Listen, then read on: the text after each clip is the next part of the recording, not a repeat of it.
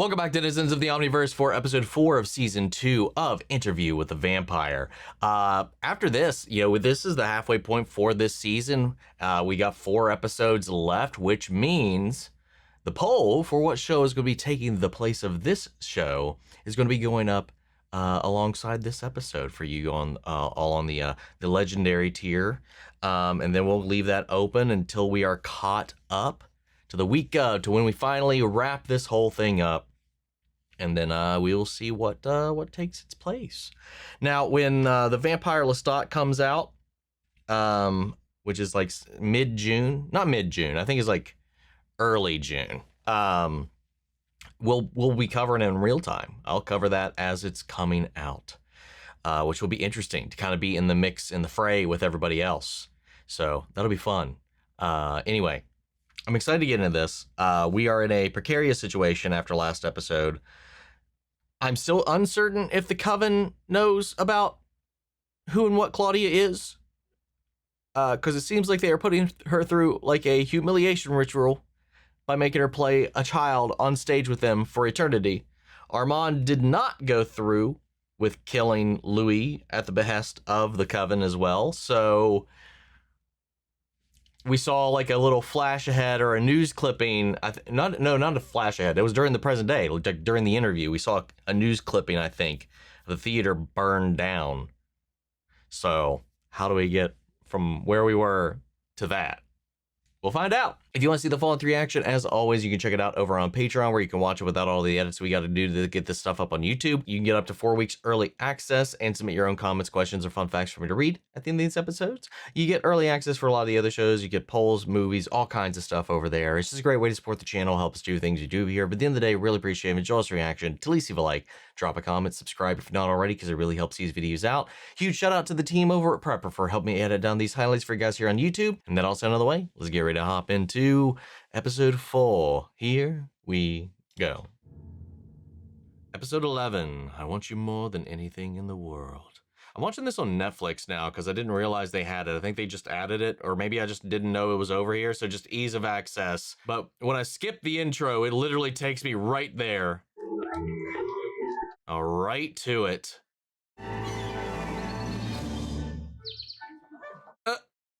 It might be.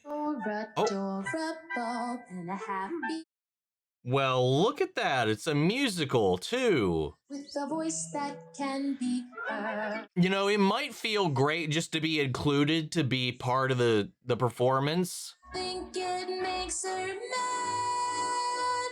Damn. Waiting like an old duvet, like a love that's lost. But it might wear off pretty fast. What I'm about to say. Oh God, he brought him here to the performance? I want to fly. That's interesting. I would imagine somebody would take note of that. Oh, I don't like windows when they're closed. Like windows. Some of this stuff is so absurd, but it's impressive all the same. How did she like being infantilized? Requires a letting go of the self. She carried her water uphill like a seasoned. They did not agree on that. How to talk about that. Lulu, get away from there! I'm a guardian, ching-ching. Oh my God. You have been warned! Ching-ching!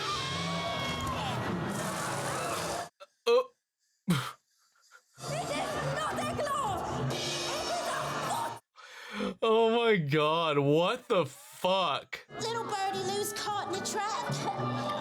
God, this is just like terrible. But at the same time, it's doing the thing that she absolutely loathes and humiliates her, the thing that she just laments about her existence. Meanwhile, the story seemingly is about somebody who hates when the windows close because they're locked away. They are hidden away. They aren't free. And now as a bird, which has the ability to fly, to be free, they're clipping her wings. They're nailing her to the floor. They are making... I feel like this was written specifically to just be like, fuck you, Claudia. It seems way too personal and on the nose to just be a role that she filled. I don't know. Little weird, little sketchy. Flapping her wings. We're getting free. Yeah, he's not liking it. He's seeing that too.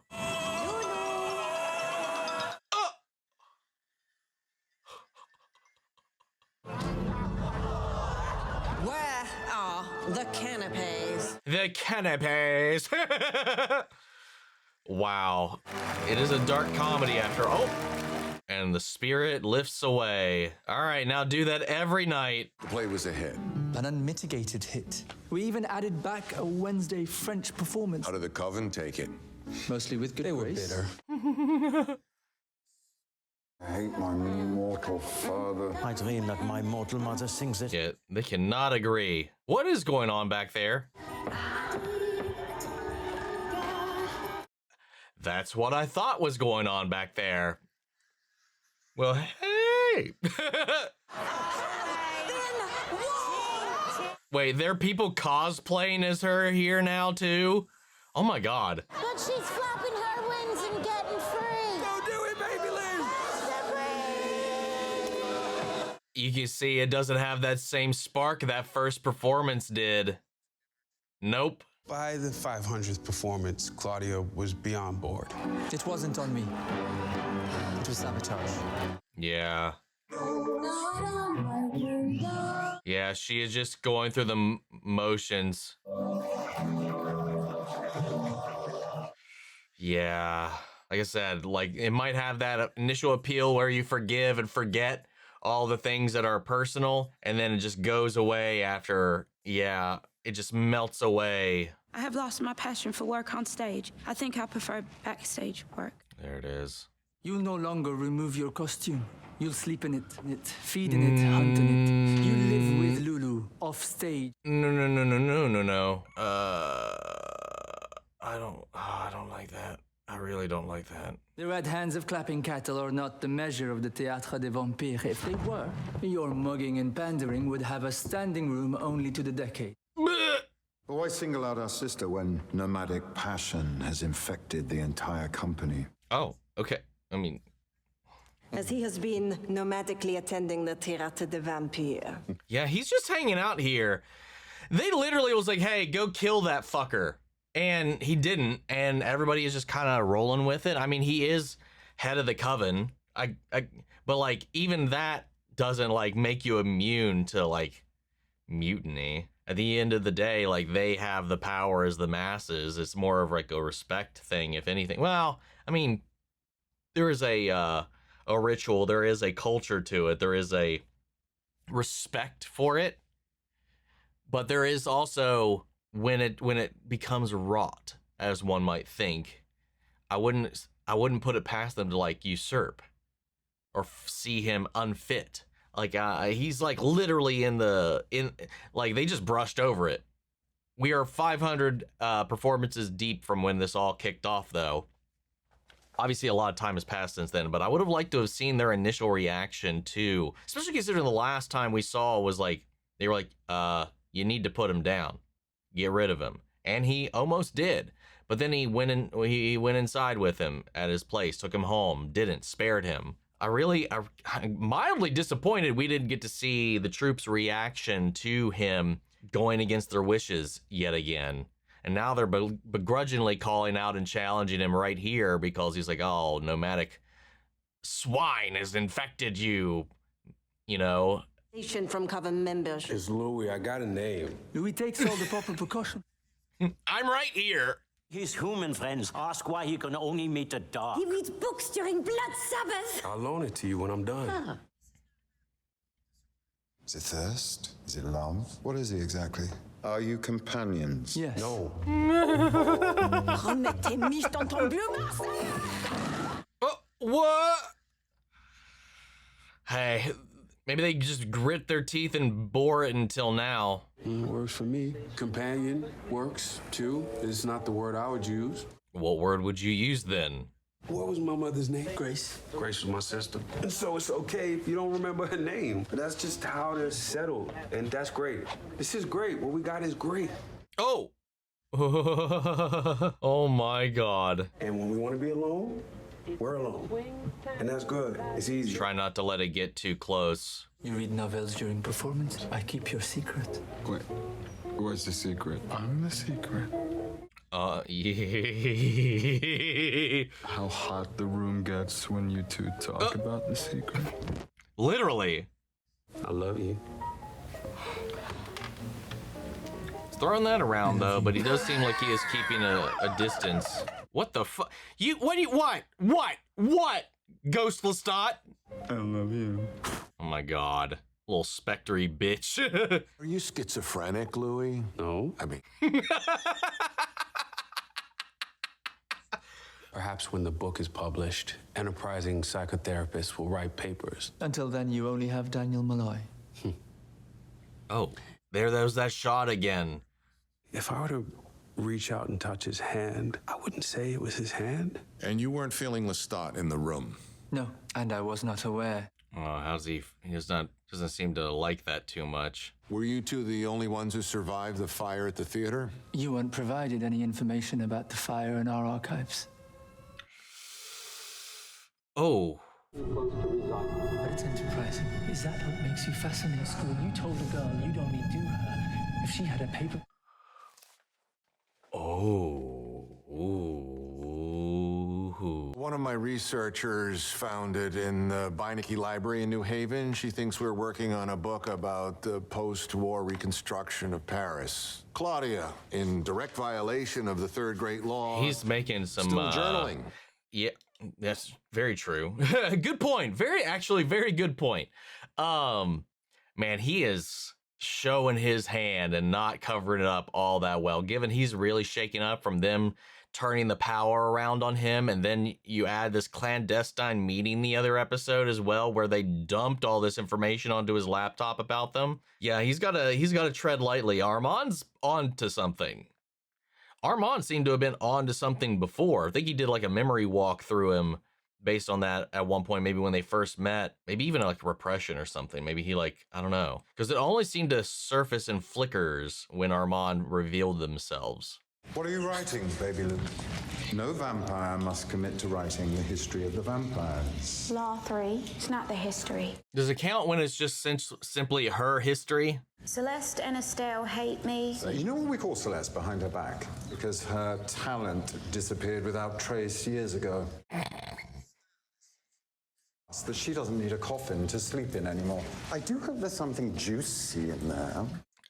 I love him. He's so sassy. Has a gravely attachment to the laws. Now, you may feel protected by his equally tender attachment to your Louis, but tender can turn to tinder. Oh, I like that.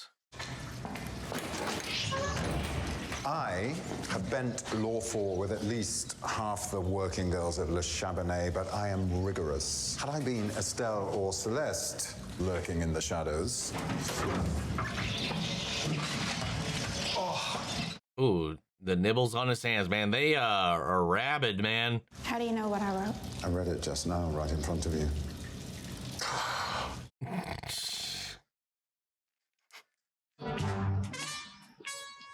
My God, to just have to trot around like that in public, too. When they close,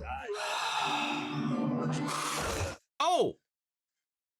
Uh-oh. I've seen this show. Un divertissement. Still dressing your windows for your German tourists? Like your Dow outfit. I agree. I just wouldn't say it because it's rude and obvious.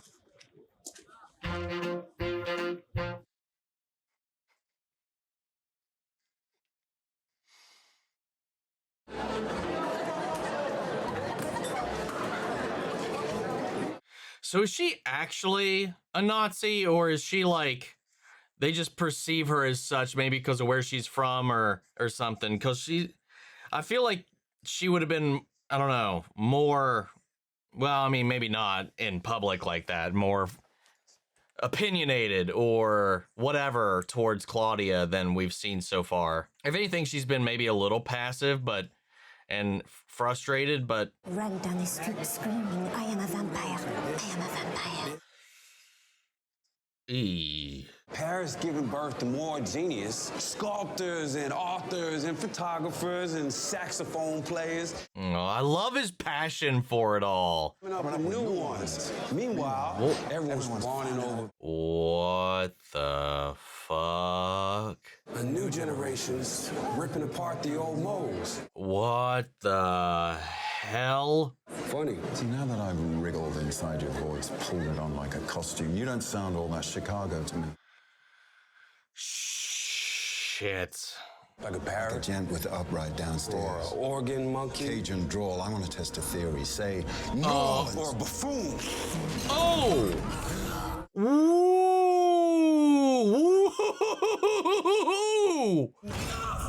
Take your time. Come on. What? Oh. I said enough. Good boy. You two want to act like fledglings do it in darkness. Yeah, not here. Thank God they could stop time like that, man. But that's wild. Like his mimicry, was that like him? I just want to know how he did that. There's a couple things that flickered through my mind about how he could possibly be doing that. With their ability to manipulate time, he could be imitating the syllables as Louis is doing it, or it could have been him melding mentally with him. But he was listening, parroting, going along with him, matching word for word for word. I mean, again, with their power set, like there's a couple different avenues they could use to do that or achieve that. Like it could just simply have been both, maybe a combination of the two. Because you could, like, if you're perceiving things so fast or rather so slowly, you could also follow along pretty in sync without it being too desperately noticeable. You'd probably only notice if you really could get it down to like the attosecond at the fucking heights of their speed. And then again, I don't even know if it's pure speed that does, like when they do the time freezes like that, if that's speed or like literal time manipulation. I don't know, man. I know it's been a minute since we got hung up on this, but that was a crazy little feat there. The fact that Armand was like, kids, and turned off time for a second. He's like, pause the video, like I am right now, except to life. It's insane, man. But yeah, good on Louis for standing up. But yeah, he is showing his hand, if not being shown. So their story is going to fall apart at some point. And once the rest of the coven find out, if they do, about their connection to Lestat, I wonder if that's going to get out of hand, because like we know, Armand's keeping that secret so far. Come back. No. You're using a Rolleiflex and always at night. Sometimes a Leica, like this one. That's in there by mistake. I didn't mean to bring that one. Something fragile about this man. Ooh. You caught the soul he is hiding. Ooh, woo, like that. What do you see? The light on the street, the door across the street, a look he's getting from the stoop across the street. Is the look a warning? This is what happens if you play in the street, thinks a mother. Or is it the friend of the boy he used to play with can't anymore? And what of the look of the boy who cannot play anymore? I love the way they're talking about it. I think you do have the eye, like I have the eye. We know it when we see it. You see it in yours? Only 5 prints left. You should buy one from me. You get a good price. Fuck you! Ooh. Interesting. But some of these aren't so bad, Louis. Good reason you picked that one, Daniel. It's not mine. That's Fred Stein. Wait, what?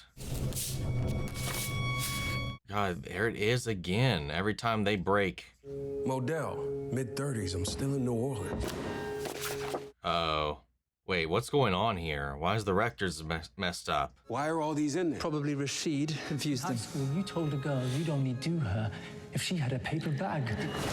Oh, whoa, what was that? I was an adequate photographer. An amateur.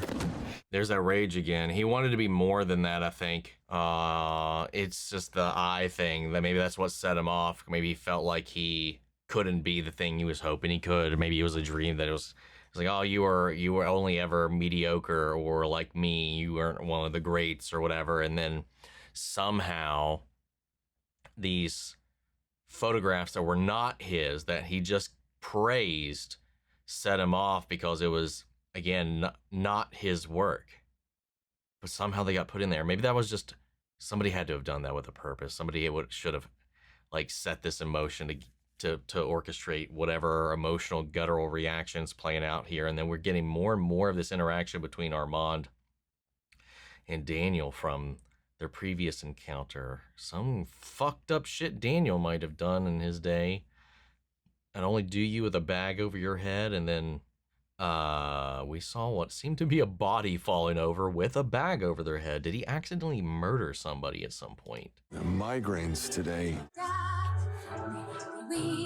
Sorry, this has made me think of another thing, and it's kind of a similarity between him and Claudia that we accessed. It's, it's almost like he's trying to break out of his own cage. He's trying to like excel and become a thing that he wants to be. Meanwhile, she also is doing that, but now she's being imprisoned in this child performance, in this child body, in this children's attire.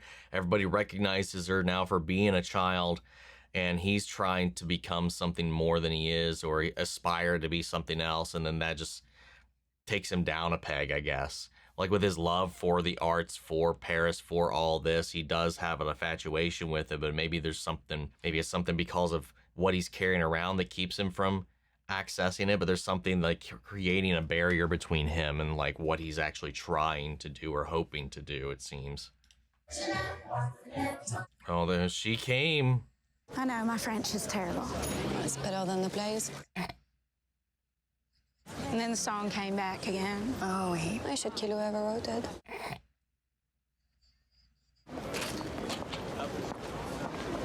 Hey, you want to ride home? I'm so interested. I'm so curious about their dynamic. It's one man's opinion. We take him at night. Yeah, he's taking it so... God, he's so salty about it. Do you know how many great shots I've taken only to find that the light was insufficient when I put it in the bag? Tell me, Moshe. A whole goddamn lot. Oh, that's it. That's part of it. Oh, God, that's part of it, because and that's what he called out, too, because all of his shots are at night, and getting proper lighting at night is difficult, especially at this time with the technology now.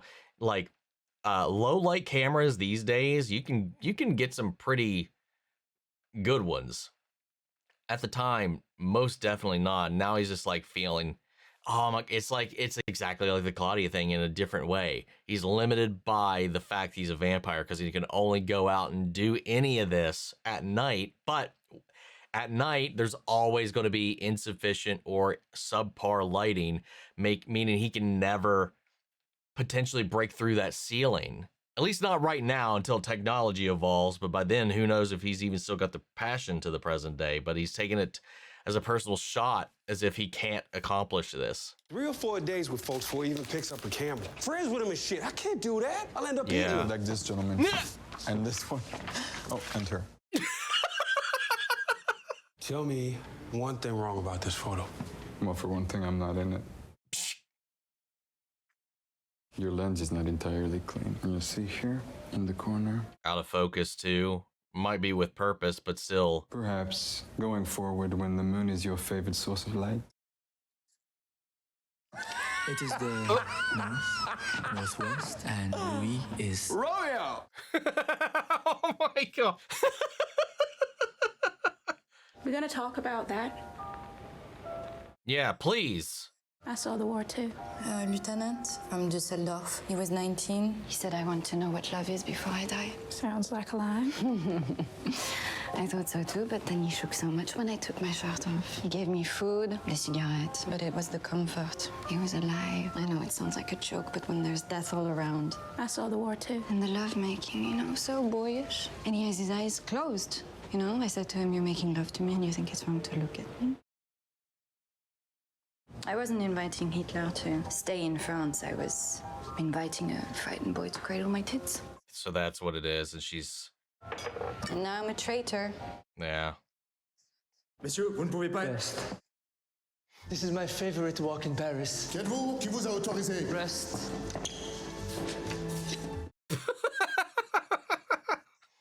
Flex your power one night and follow it with grand groveling the next. Vintage Leoncourt. Ooh.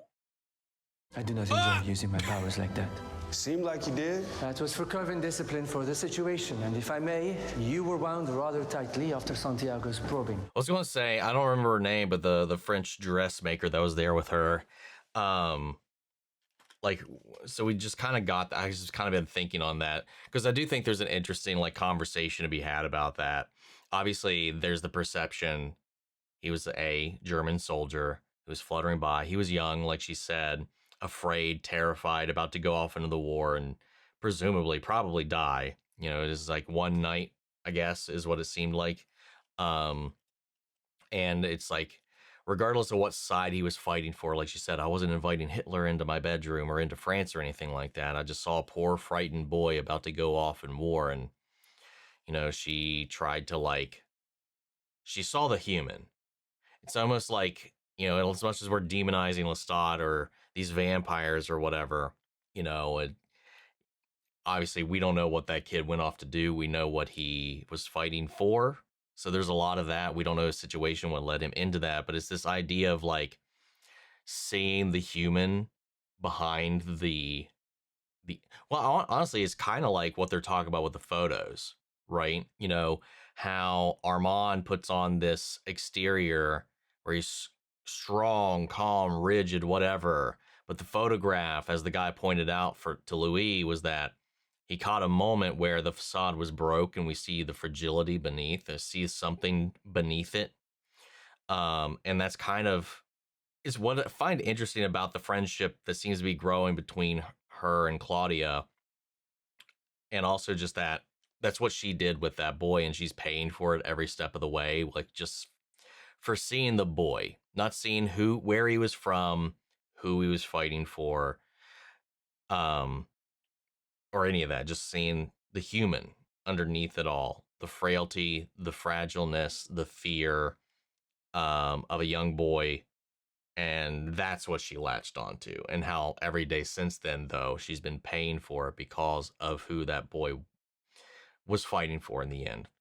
And as we know with any war on any side, you know, nobody really knows if anybody truly is into it, how they get on it, what they're doing it for, if they believe what they're even fighting for, if they're simply, they have to, whatever their situation is. There's a lot of things that get into it. And I think that's kind of what this episode is kind of leaning into a little bit, is like not truly knowing a person more than the facade that you see, like the externals that you see or that they project, versus what's actually underneath or whatever.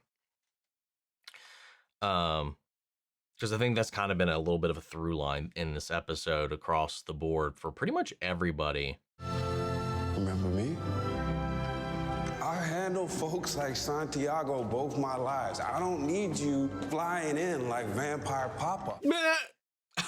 But I will fly in right now. I don't like you parading around in that baby doll dress either. If I may say, it all makes you look weak.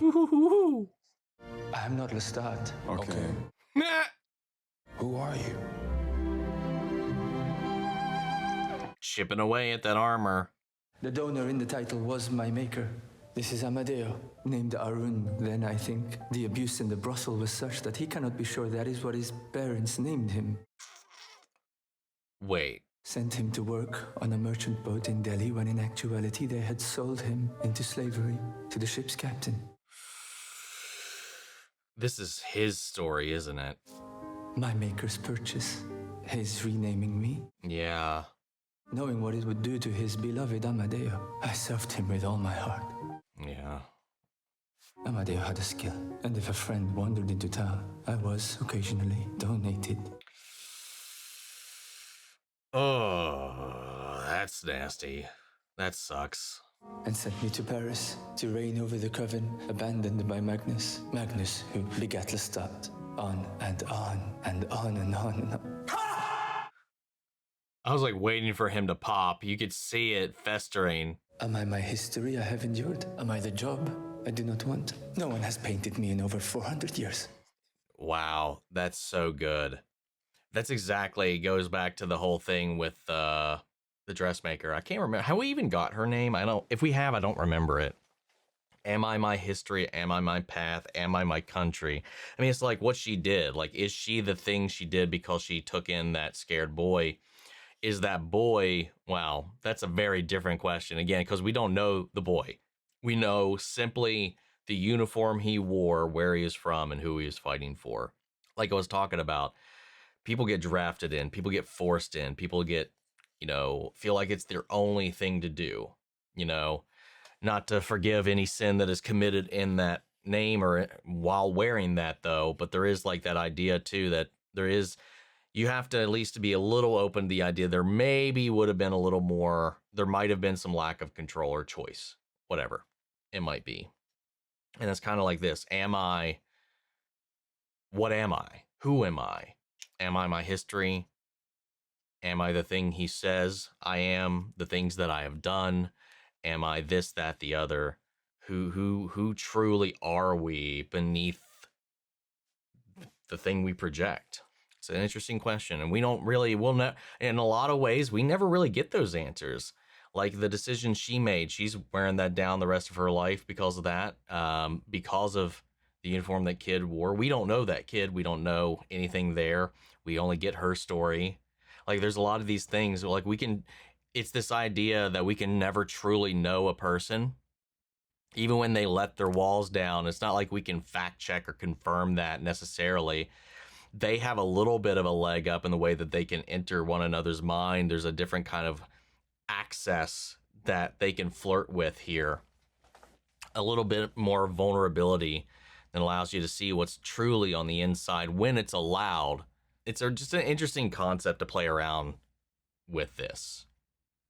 But again, every story in this has kind of followed that theme right now in this episode. I look French. No, it's not right at the front because your chest. I don't have much. Shape, same height. The war shriveled some people, stunted others. A collision in me, like I want to go bang. Well, go bang. Aw. I mean, that's fine. Then you'll be fine again. And then bang. And then okay, and then bang, and... That's life, man. Oh, You got blood on your... I bled through. Oh, God. I Mr. Chara made a friend, and before you tell me to make friends with the Coven, I can't, which is why you run to live. I'll let you whine. Ooh. And the friend you made, you'll not see again. Yes. Damn. Another cage. Oh! Too young to play Polonius. Know your role, Thesp, or join your maker in Oblivion. Oh my God. Dude, he is on a fucking kick right now. Jesus. Oh, look at him. He's getting better. What is vampire life but poor decisions stacked next to better ones? Lily! Speaking of poor decision. Armand knows all about Lestat. You could trust Armand. What about me and you? Unhappy. Vampire homeland. Unhappy. Paris. Unhappy. Or told Gotta our be secret. tasting it. Except he just threatened me with it. Oh, it doesn't sound like him. I forgot. Love makes you stupid. Let me guess, he's your companion finally. Well, good for fucking you. You and him. Him and you. Picked another one over me. Go sit in your choice, sister. Go sit in it. A little truth from both of them there, though. The wilderness that is our daughter. Yeah. Yeah, I figured he would put that one out. It's the only one of his that got like a real compliment. Shall we hunt? Oh, God. Keep a watch. Eyes, ears, and minds. What are you fuckers doing? What? Just out in the... Okay. Wanker. You summoned him. Yeah. Well, it had to happen. I'm happy you tried. No, you're not. Why this suit? It's my favorite on you. Really? Well, it's quite nice, I suppose. Oh, he's saying his goodbye. You might not know this, but I had the tailor inscribe your initials on the backside of the ticket packet. So your name would always cradle.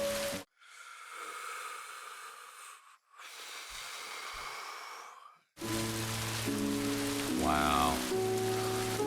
That was kind of heartbreaking in a fucked up kind of way. The little things that he did hold on to, that he did like and love. I'm not sure I can keep obedience any longer. You should think to leave. No, I'm staying in Paris. I don't know too much about the theater, but I used to be real good at running things. Yeah? Give him the job. Never. Watch him fail, and everyone will see him for what he is. Using some of his old school knowledge of people from back in the day to help him through all of this. I want you. I want you more than anything in the world. You sure about that, Arun? Ooh. Yes, maître. Well, look at that. Meet back at the theater and stagger your arrival. Yes, maître.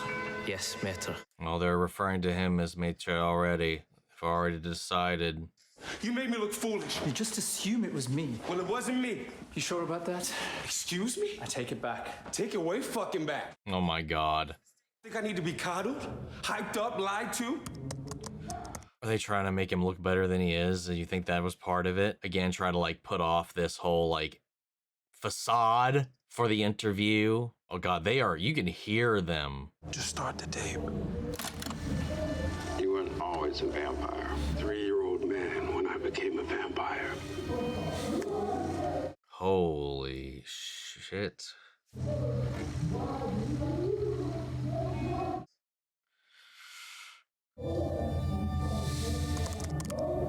Dude, I can't wait to figure out what all of this is about.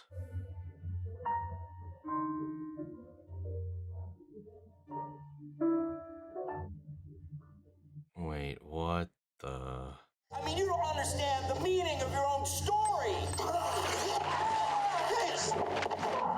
What the fuck? I lost time. Things got a little heated. With the boy. Things got heated with the boy. I was at home picking... What? What was that? What was that? What is going on, dude? Oh, God. Again, if we want to go into the theme of like facades and crumbling, like just tearing things down behind to get at what's behind the veil, they've been putting on kind of their own little charade here with this interview. This version of events they want to present, the version of themselves they're wanting to present. And Daniel's breaking them down and chipping with some of his questions, and the recounting of these stories is revealing these holes here and there. And we don't know the origin point of some of these things. You know, was it the faultiness of Louis' own memory in season 1 for some of the inconsistencies, or was it something else? Was it Claudia's recounting of things through the journals?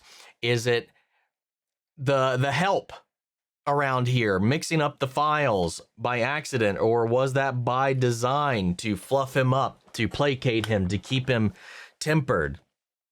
And then also you get this idea too, as we learned, as we saw in the flashback there, of how he has become Armand or Arun's maître during this entire thing. He's basically taken over his life, and it's like who holds the power, who what, I don't know. And then you got the whole thing with Daniel and these flickers with Armand from an interaction we're still kind of getting little bits and pieces about. And again, you got Daniel's fronting and his posturing now. I don't know what to make of all of that too. I don't feel like we don't have enough information about all of this just yet, but seemingly maybe Daniel killed somebody is the idea I'm getting right now too.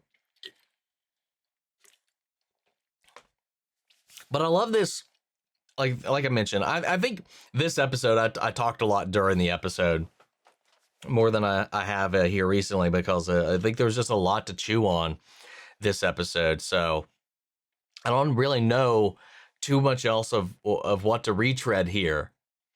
Or not to retread, but to recount here at the end, because I think I covered a lot of my deeper thoughts when they creeped into my head, because it just felt like it was pretty poignant in the moment to really get into it. I didn't want to really lose that by the end of the episode. But as we have with Armand here choosing Louis over his coven, you have the coven also betraying him actively.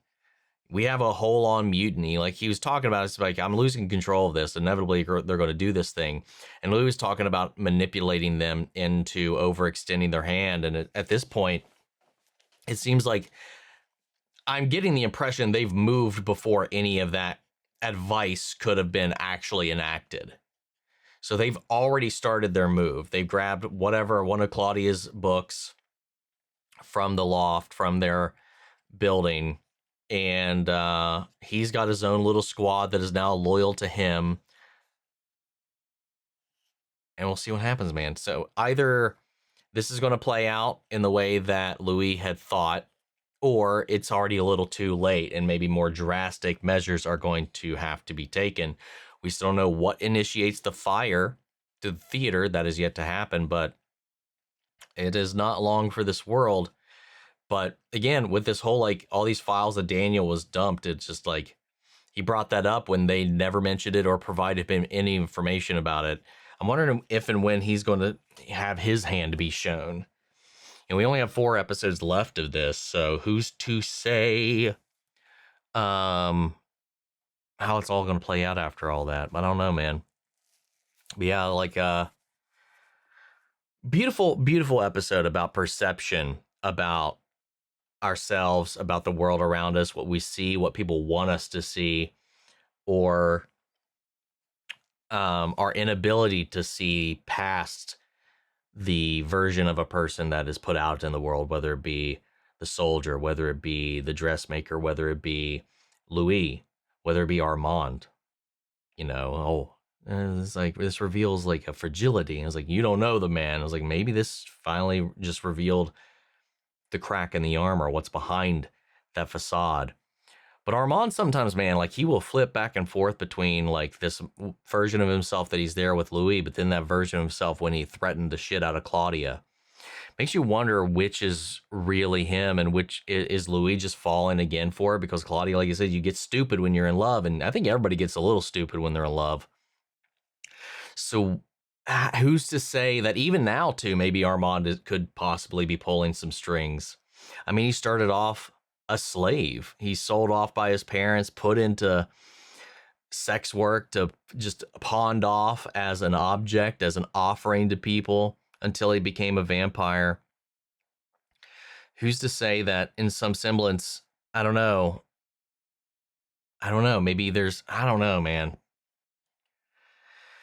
Somebody put that stuff in there, and Armand is playing a game with Daniel that I don't think Louis is aware of. And I don't know how much Daniel, I'm not sure how much Louis has control over everything that's going on in here. But in that flashback, it made it look like Armand gave up all of his control to Louis, as Louis was saying goodbye to Lestat in all these kind of ways, even talking about how they kind of brought, interesting, something I mentioned, I think last episode, was how much both of them have these moments where they act very much so like Lestat, these learned, not mannerisms, but behaviors that they've kind of taken on because of their time with him. A lot of these things kind of bleed through in a lot of ways. It just makes you wonder, where does the control lie? Is it shared? Is it mutual? Or is somebody controlling things? Like, why put those photos in there that were not his? And he's very sensitive about that topic. Maybe that's the point, to tap at that sensitivity, because it makes him realize that because of who he is, he's limited. And even there at the end, when he was talking with Claudia, or when he was talking to him, he's like, I'm not an artist. I'm not this. I'm not that. I don't get how this works. It's just, he wanted to be, though. He was infatuated with the arts here, with everything about Paris, the look, the feel, the vibe, the people, but he's locked at only viewing it at night. And, God, man, it's just such a beautiful, tragic, heartbreaking fucking, like this entire episode, man, as everybody's trying to, like, get out of their cages, and then somebody keeps reining them back into them in some way, or at least trying to. And it's a different person every time, a different freaking person every time. I don't know, man. It's a lot to ponder, man. It's a lot of nuance, a lot of, I don't know, a lot of analysis that can go into this, but like right now off the cuff, I don't know that I can really get into it too much more deeply than I have been up until this point. Let's head on over to Patreon. I want to know what you guys have to say about this one. Nightcrawler 247. Heyo! Given the intensity of this episode, I'm feeling you'll probably cover anything I could ask as questions so far, so I'll just leave this. So I have a personal theory I'd like to share, and more of a headcanon. So many people suspect that Paul had schizophrenia that could run in families. Louis was turned around the age that schizophrenia has been known to be start to be present. It's also been known to get worse when the person in question has experienced a lot of stress. So my theory is that Louis was turned just as he was beginning to show symptoms. So when he's under a lot of mental stress, he starts to hallucinate, which is what I think his vivid hallucinations of Lestat's come from. And again, just my headcanon. That is an interesting thought, because they did raise that question, what are you, schizophrenic? And he was like, no, he just shrugged it off. As I think a lot of people would be when they're challenged like that. And it's like, no, it's just different for us. And I don't know if maybe that's not necessarily true. And maybe that's one of the reasons why Armand is way more particular, way more protective, to not have him be, to trail off into an episode. I don't know. But then this like letting go, this goodbye that he said to his mental Lestat was really interesting. It was like he's finally like, I got to cut you loose, and I'm going to choose Armand. I'm going to choose the mom. I'm going to choose this. I'm going to let you go. That's the vibe I got. And it was a very heartbreaking kind of sentimental moment. When you look at, in that moment, it was none of the negativity that came with Lestat. It was the things that he loved. It was the place. It was the niceties. It was the way that he did show his affection there, or the version of that he wanted him to see so that he could maintain his control, whatever. It was really interesting. Dressed him in his favorite outfit, talking about it. And Lestat wasn't shitty. He wasn't anything. He was just this nice little sad moment of them saying goodbye to each other. Because despite everything that Lestat has ever done, Louis does and has and did love him. That's the fucked up thing about it all. And he's carried him around ever since. Makes me wonder if he ever showed back up after that, though. They actually upped the timeline and ages of the characters from the book a little. In the book, Lestat was young enough. His human father was still alive. He and Louis cared for him in his final years. Louis pretended to be Lestat. Oh, right, because like by the time he met Louis, he was already over 100 years old. So he says in the show. So I mean, like his father would not have been alive at that point, presumably. So in the books, however, I guess they were a little closer in real age. He and Louis cared for him about his final years. Louis pretending to be Lestat for the blind old man in his dying moments so he could say goodbye.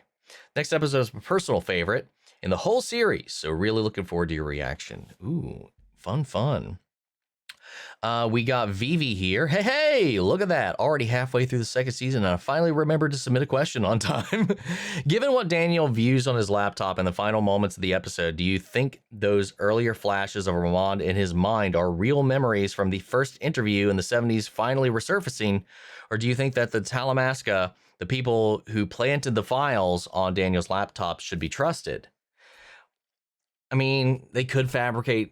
At this point in time, they could fabricate photos and audio and all that, but I have to think whatever they did to make him forget or suppress his memories, whatever they did to him after the fact, I think it's unraveling. I think that's what we're seeing here.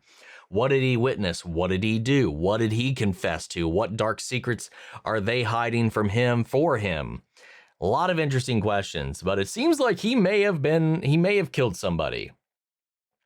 Or been involved in some way. I don't know, man. I really don't know.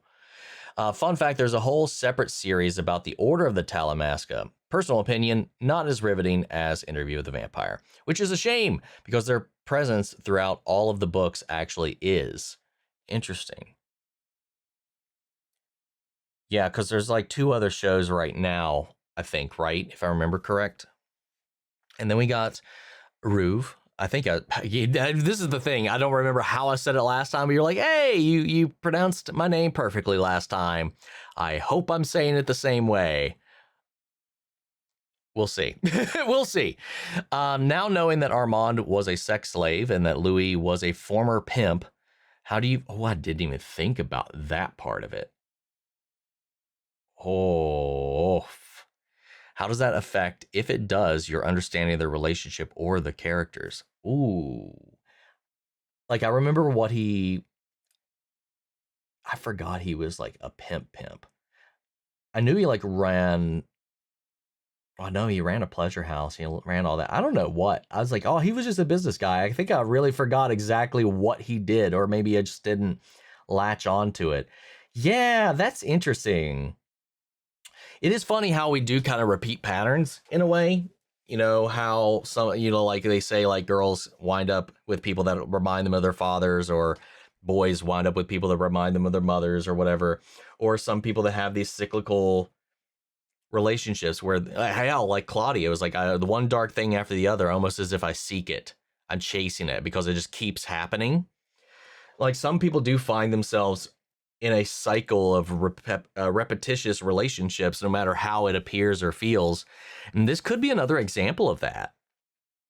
While obviously they have a much healthier dynamic dichotomy of relationship, it is like a safer version of the one that traumatized him, that started this whole thing off.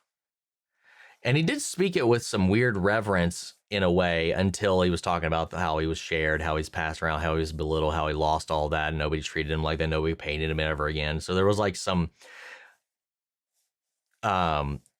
weird, like, I don't know, what do you want to call it? I don't want to say nostalgia because that doesn't necessarily feel right. I don't know. I don't know how to say it. Like there was some kind of, not compassion, but I don't know. Like despite the fucked up nature of it, there seemed to be like some part of him that like misses it, or misses the person at least, which is very indicative of Louis and Lestat. He was abusive. He was controlling. He was a liar. He was a cheat. He was all these things. He was a narcissist. He did so many things to hurt Louis. He physically even hurt Louis. But Louis could never really shake him. It is that, like, I don't know, like, no matter...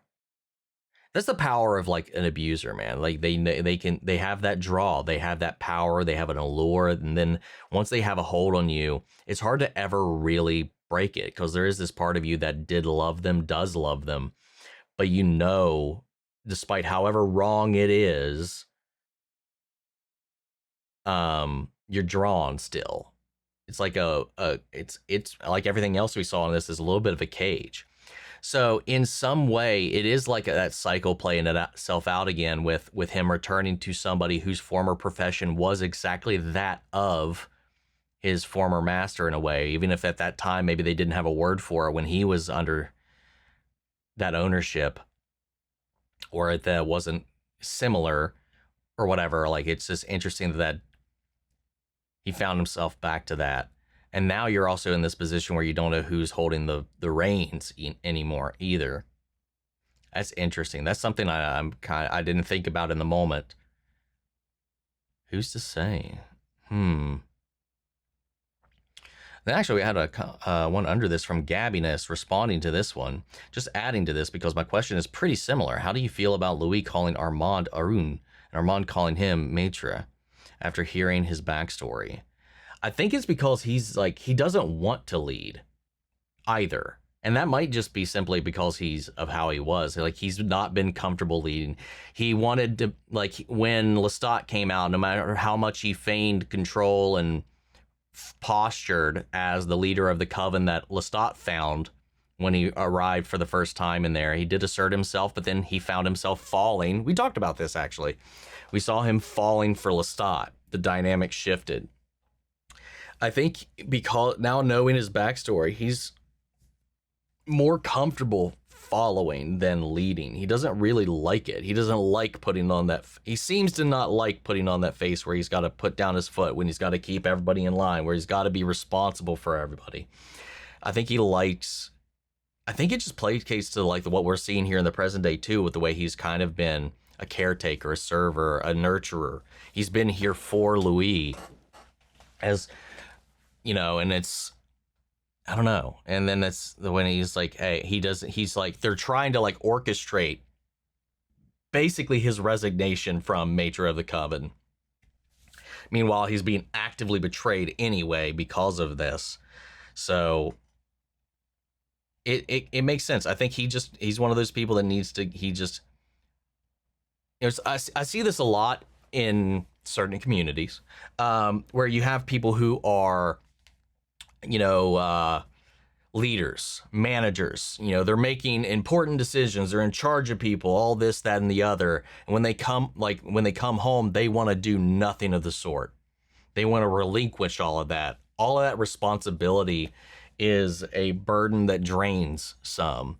And I think that's probably a little bit of what's going on with Arun or Armand here, where it's just life has thrust these positions upon him.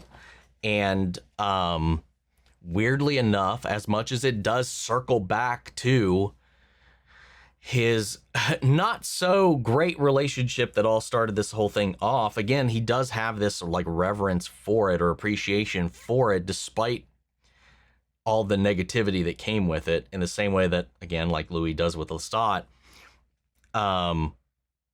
That's weirdly where he feels most comfortable, it seems. He was quick to turn around and submit to Lestat. He's even here submitting to Louis. He's just like, the responsibility is not what he wants. And is that a conditioning of him? Is that the result of the life we've now just learned about from when he was younger, his old life, his first life? Who's to say? It's really interesting. I mean, some people, man, they hold the reins so much and it just sucks away their soul. So like, again, when they come home, the last thing they want to do is be in charge. They just want to turn off and be taken over. And that might be what's going on here. And it might just, there's a lot about that to ponder back and forth. And I still don't feel like we know enough. Despite what we've seen, there's a lot that does kind of reinforce that.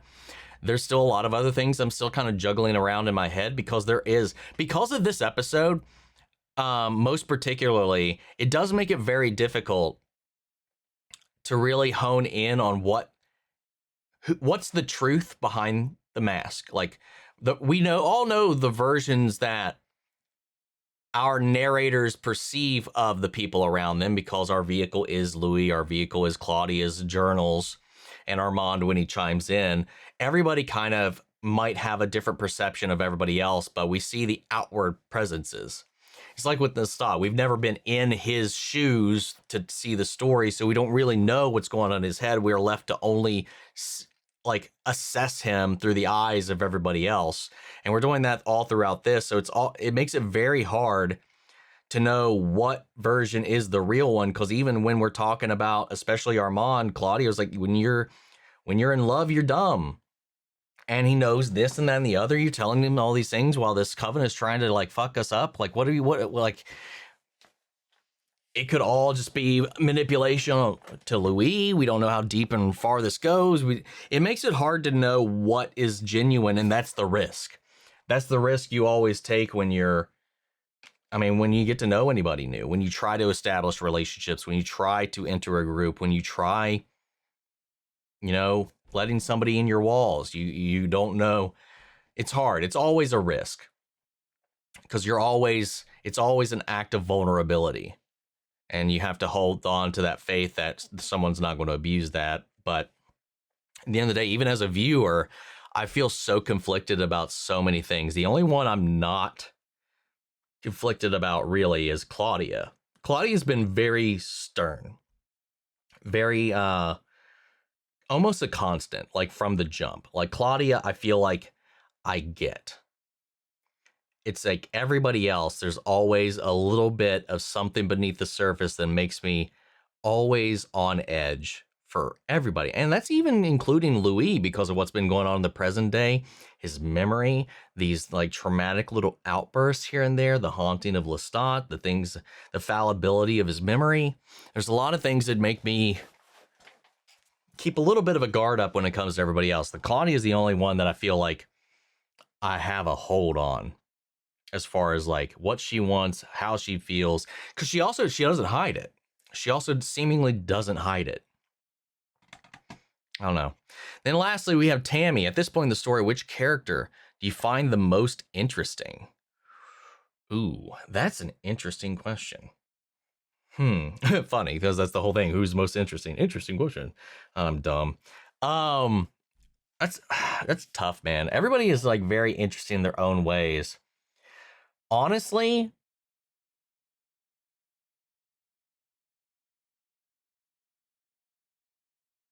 I mean, he hasn't even really been in this season, but Lestat.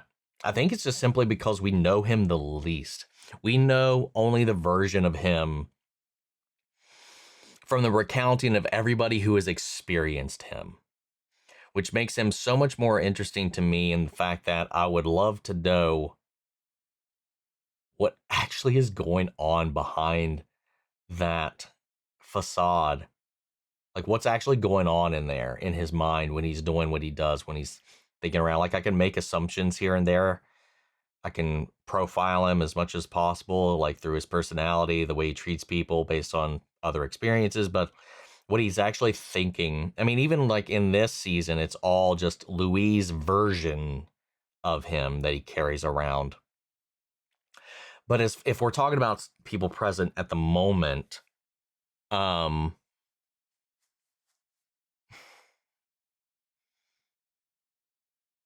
mean, probably Claudia. I mean, but then is it interesting when, like I just said, like, I mean, she's probably I think she's my favorite character. I think Claudia is my favorite character. But I think it just,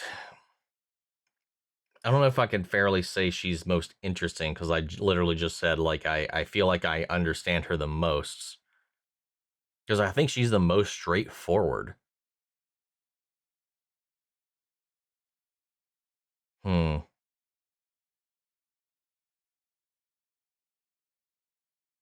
And this just hazard a thought. This whole little vulnerable moment too reminded me of that moment when, like when Armand was like walking through the gallery and putting on the show. It reminded me of the moment when Lestat was vulnerable.